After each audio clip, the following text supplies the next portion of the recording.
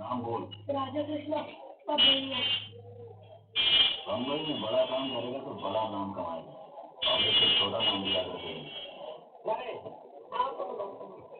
আপনি প্রশ্নটা এখানে আমাকে করেন, কোনোদিন মানুষকে বলেন নাই যে লায়লার প্রতি শেষ বার্তা কি আপনার? এটা আমি আজ পর্যন্ত কোনোদিন আপনার এতগুলো ইন্টারেস্ট মানে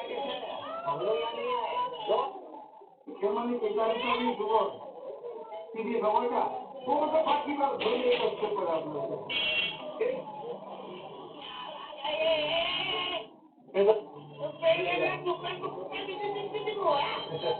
এই দোকানটা না এরকমই এই দেশে দেশে বিভিন্ন দেশে দেশে গিয়ে শরৎ বিক্রি করে। কিন্তু আমার যেন মনে হচ্ছে আরো বলতে চারদিকে জল দেখতে পাচ্ছেন? হ্যাঁ এটাই হচ্ছে ওই শরবতের কামান। এই সারা জীবনে যত কেঁদেছেন সব চোখের জল একসাথে দেখতে পাচ্ছেন।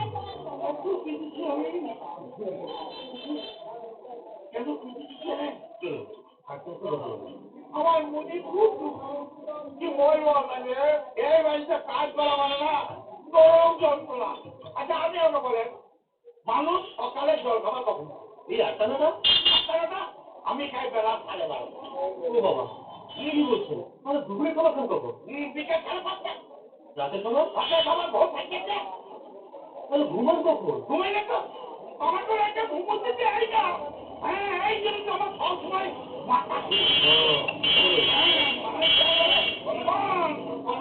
করে মাথা হয়তো দেখেন না আপনার সঙ্গে সোজা হাঁটছি, কিন্তু আমার মনে হচ্ছে আমি কেমন যেন শরীর দিয়ে উঠছি। এ তো যথারীতি অত্যাচার। হ্যাঁ কিন্তু কে করে? কে আবার ওই দেশের বাড়িতে লোকজন বেশি নাই। এইখানে যত লতায় পাতায় আত্মীয় স্বজন আছে সব পাড়ায় দেখে নিয়ে আইছে আমার একেবারে রক্ত গেছে। এ বাবা কি কথা কি বলবো বলেন থেকে হাতি বুঝি বোঝাই না এই বেটা জায়গার করে মেরেনি। কি বলছো? হ্যাঁ জানেন এই কিছুদিন আগে এই বেটা জালকে একটা গুলি করেছিল, কিন্তু এখানটা মরেনি। ভালো হয়েছে, কারণ ও আমার হাতে মরবে, ওর মরণ আমার হাতে। আমি ওকে গুলি করে মার। আপনি বন্দুক চালাতে পারেন? না বন্দুক আমি চালাতে পারি না, কিন্তু এবারে চালকে দেখে না আমি কামান চালিয়ে দেবো। কিন্তু কামানের বন্দুক যদি কোনোটাই না পান তাহলে গুলি ছুটে ছুটে মার। চলবে চলবে না? আসুন আসুন। ও বাবা এক কথা চিনে যাবো।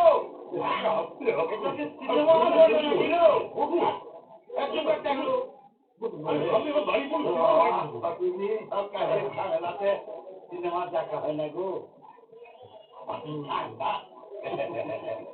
খুব ভালো লাগছে। এটাকে বলে হত্যা করার মোটা। আপনি আমি আমি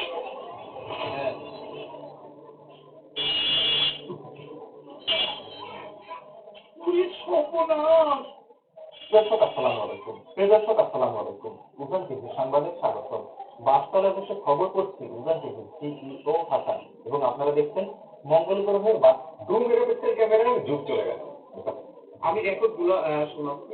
সাহস কোথায় তার মানে তোর কথাই তো ভালো না, ঠিক কথাবার্তা ভালো করে কয় বুঝছো, একদম ভালো হয়ে যায় শুধু আমাকে শুনে না। মামুন মাস্তি করতেছে, মজা করতেছে, লাল পানি খাচ্ছি দিয়ে লাল পানি অনেক ব্যাখ্যা দিচ্ছে, অনেক খাইয়ে গেছে যারা ব্যাখ্যা দেয়। আমার কাছে এগুলো আশা করছে তুই আমার বাপ নিয়ে কথা বলছিস, আমার ফ্যামিলি নিয়ে কথা বলছিস, তোরা 14 বছর নিয়ে কথা কইছিস তুই, এগুলো তোর কাছে আশা করছে তুই এগুলো কেন কইছিস? হ্যাঁ তুই বলিস মাসুদের তুমি ইনফরমেশন দিবি, আমি মাসুদের কত করে তুই আমার হাতে তুই আমার কত কিছু নিয়ে যেটা বুঝবি না বলে যেটা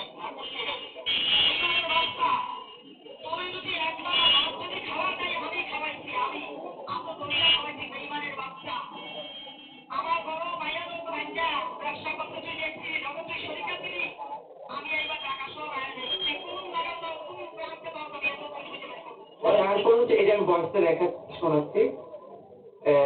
এরপর আমাকে কিছু লিখতে আগে সে লিখছে যে তুই কার কথা এগুলা বলতেছিস, আমার বিষয়গুলো এগুলো মাথায় রাখিস, এই ধরনের হুমকি। ঠিক আছে, তার এক পর্যায়ে আবার সে কি করছে, খুব আবেগী, তার কিন্তু আবেগ জিনিসটা বেশি কাজ করে। ঠিক আছে, এই যে আমার বিষয়গুলা নিয়ে তো কথা বলতে কি একবারও মুখ কাঁপলো না বা কিছু একটা এরকম হবে। ঠিক আছে, তারপর হ্যাঁ বলুন, ভালো আছেন? এই টাকাটা একটু ভাঙতি দাও। আশি করা যায় যে ভালো লাগবে।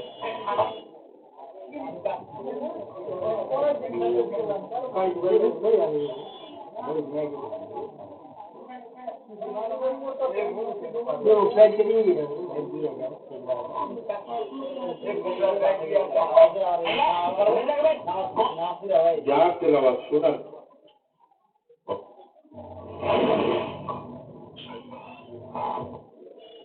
বাচ্চারা দেখো না, আজকের ভিডিওটি শুধুমাত্র প্রবাসীদের জন্য, তাই প্রবাসী ভিডিওটি দেখবেন, আমার শেয়ার করে রাখেন, পরে দেখবেন, কেননা প্রত্যেকটা প্রবাসী ভাইদের জন্য আজকে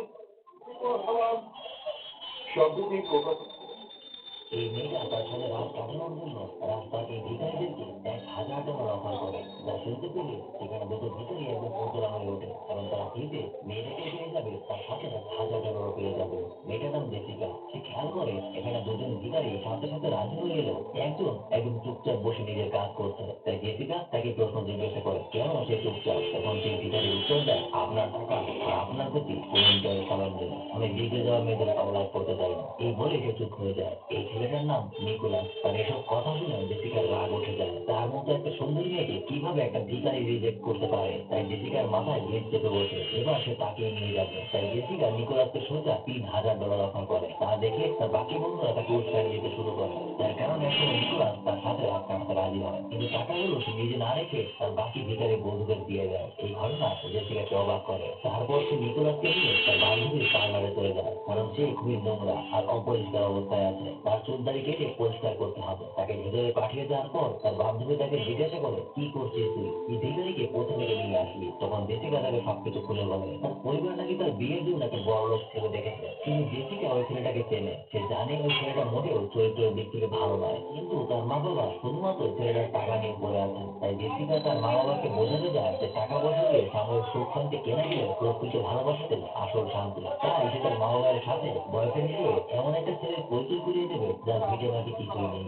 বলতে বলতে জেসিকার বান্ধবী এই পার্লারে ভাড়া নিতে বিল্ডিং এর মালিক চলে আসে। সে জানায় এই মাসেও নাকি তার ভাড়া বাড়িয়ে দেওয়া হয়েছে, কিন্তু জেসিকার বান্ধবী এই নিয়ে পরপর 3 মাস ভাড়া বাড়ানোর শিকার হলো। কেন তার সাথে এমন করা হচ্ছে এটা জানতে চাইলে বিল্ডিং এর মালিক তাকে বলে এখান থেকে চলে যেতে। আর ঠিক তখনই নিকোলাস ভেতর থেকে বাইরে চলে আসে। সে জিজ্ঞাসা করে কি হয়েছে। বিল্ডিং এর মালিক তাকে দেখে অবাক হয়ে যায়। সে বলে, আরে নিকোলাস, আপনি এখানে। নিকোলাস তাকে বলে, কি হয়েছে, তুমি কেন ওই মেয়েটাকে বিরক্ত করছো। শুধুমাত্র এটা বলাতেই বিল্ডিং এর মালিক জেসিকার বান্ধবীর কাছে ক্ষমা চাইতে শুরু করে। সে নাকি তার সাথে মজা করেছে, ভাড়া আগের মতো দিলেই হবে। এই বলে বিদায় নিয়ে চলে যায়। কিন্তু জেসিকা আর তার বান্ধবী অবাক হয়ে যায়। তাকে জিজ্ঞাসা করে সে কিভাবে তাকে চেনে। সে জানায় তার পুরোনো জীবন থেকে তারা পরিচিত।